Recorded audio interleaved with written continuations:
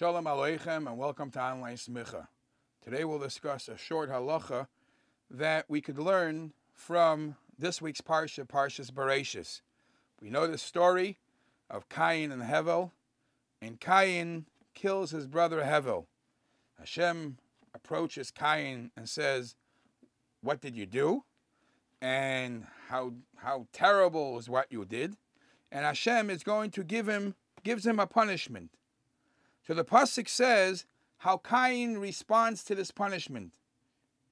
And the pasuk says, "Vayomer Cain el Hashem." Cain says to Hashem, "Gadol avoni minisoi."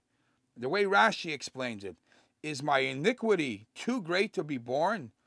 Is it such a bad sin that we deserve a death sentence for it?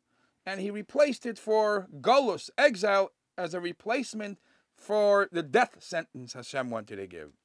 For what? The expression was, Gadol avoni minisoi. Hashem, is there nothing? Is this such a great sin? Like the worst of the worst? Interesting terminology. Very few averis we express ourselves, the halacha expresses itself with this term. This such a big avera. Even Cain, when he said it b'lashon bitmi on a question. Is this so great? You will find that there are some sins that halacha uses this expression, that definitely it is very great.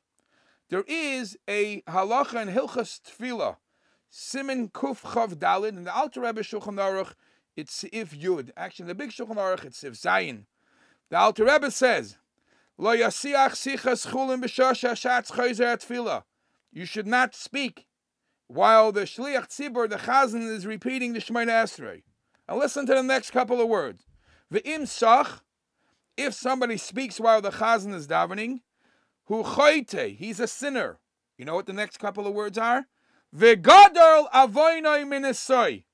The exact same terminology that Cain said it b'lashon bitmi on. Is it that great?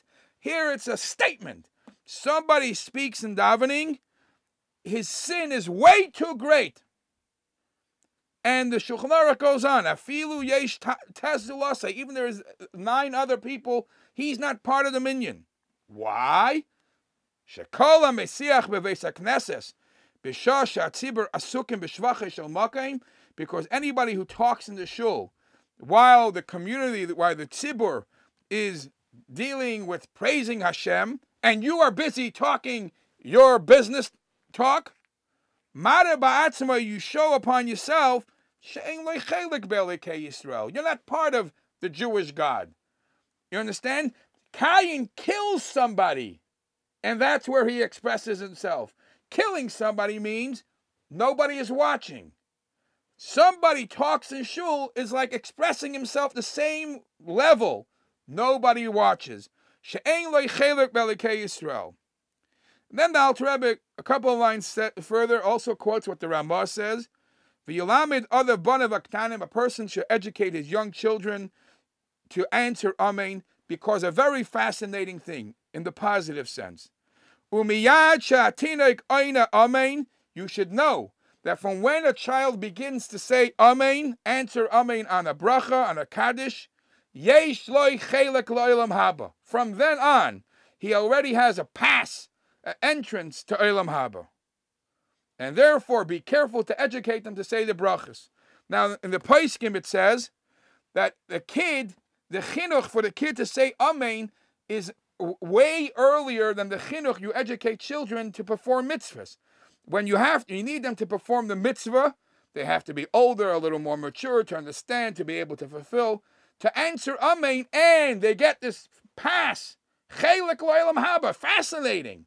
That starts much earlier, as long as they're able to say the words Amen. I would like to conclude with a beautiful story I read from Rabbi Akiva Eiger. The story, I'll say it in short, the story of Rabbi Akiva Eiger. Usually when Rabbi Akiva Eiger was engrossed in his learning, it was very peaceful, it was very quiet. Nobody came into the room. And one time during Rabbi Akiva Eiger's learning, he heard a noise, a bang on the door. Somebody interrupted. What was it? Nebuch, this gentleman just got very bad news from the doctor that he's very sick, and there's no cure to the sickness. And Rabbi Akiva Eiger sees this broken-hearted person, and the doctor really didn't give any hope. So Rabbi Akiva Eiger said, I'll give you a bracha. He was feeling for this person. He gave him a bracha. But he says, we still have to try everything al derech hateva, in the natural way, to see what we can help, and try to find a better doctor that can help out the situation. Of course, the man tried everything what he's able to do, but Rabbi Akiva Eiger says, try al derech hateva, we got to try more. What happened was, in the near future, a couple of days later, signs were being hung up, and people were talking about the fact that the king decided to take a tour through the community, through the towns. And the king obviously was going to stop through their town too. Out of ordinary, Rabbi Akiva Eiger, the great Rabbi Akiva Eiger, suddenly showed interest in what's the king's schedule, when will he show up in time, in our town, what's going on. And people were amazed, and Rabbi Akiva Eiger to worry about the schedule of the king, until he explained to his students. He says, I appreciate the fact that the king comes, and the king symbolizes a lot of halachas that we have to show appreciation, etc., etc. But in this specific case, I'm not so much interested in the king. I know that whenever the king travels, his personal doctor travels with him. And the king's personal doctor is always the best of the best. I have a broken-hearted yid here that's crying that he's lost and he doesn't have a cure for his sickness. If there's anybody that can help, I'm going to approach the doctor. Whereas everybody, when the king came, was clapping and hooraying for the king, and they were focused on that wagon, Rabbi Akiva Eiger found his way to the wagon of the doctor. And he asked him, there's a gentleman that has this and this sickness. Is there anything you could help us with? So he said, I'll tell you, Rahman al-Atzlan, this sickness has no cure. So Rabbi Akiva Eiger says, and tell me, if God forbid the king had this sickness, what would you do? The king?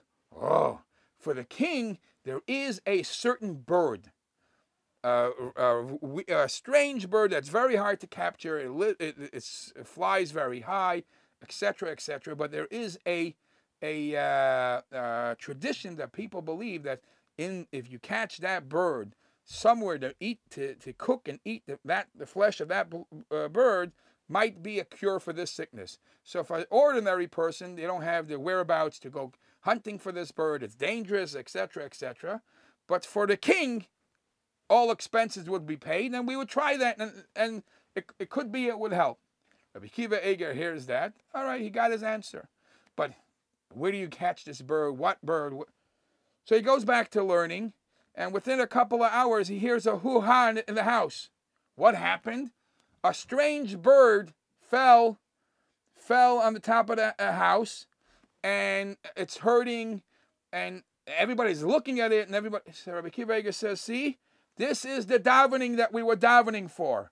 We gave a bracha, and we daven, and everybody said tehillim, etc., etc. Take this bird. Hashem is sending us the message.